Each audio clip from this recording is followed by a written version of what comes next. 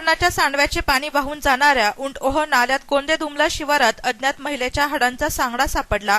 याबाबत गोंदेदुमला शिवार उंटओहालगतचे शेतकरी इलेक्ट्रिक ताराखाली वाढलेले झाडांच्या फांद्या तोडून ओहात हातपाय धुण्यास गेले असता त्यांना खडकावर अर्धवट उघडी मानवी कवटी दिसली, म्हणून जवळ जाऊन पाहिले असता त्यांना सर्व मानवी सांगडा दिसला।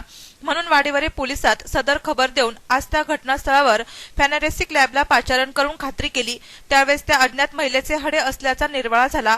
सदर महिलेचे अंदाजे वय 25 ते 27 असावे असे फॉरेन्सिक पथकाचे प्रमुख पाटील व जगताप यांनी पोलिसांकडे अहवाल दिला।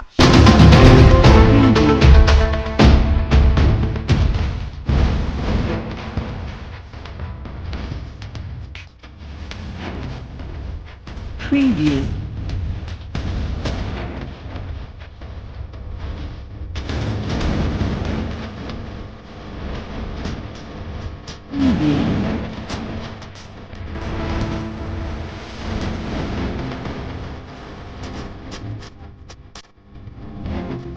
Preview.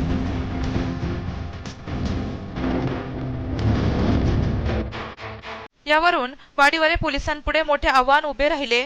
नुसत्या हाडांच्या सांगड्यावरून महिलेचा शोध घेण्याकरिता हाडांच्या खचाकेस, त्यांची लांबी 6 ते 7 इंच व एक पिवळ्या रंगाची धातूची बांगडी व एक लाल रंगाची फायबरची बांगडी तुटलेली, त्या बांगडीवर पांढरे लाल निळे खडे लटकलेले दिसत असून सदर महिला बॉबकट केशभूषा करणारी असावी असा प्राथमिक अंदाज आहे। तर याबाबत काही माहिती मिळताच वाडीवरे पोलिसांकडे संपर्क करावा असे आवाहन पोलीस निरीक्षक सुहास देशमुख यांनी केले।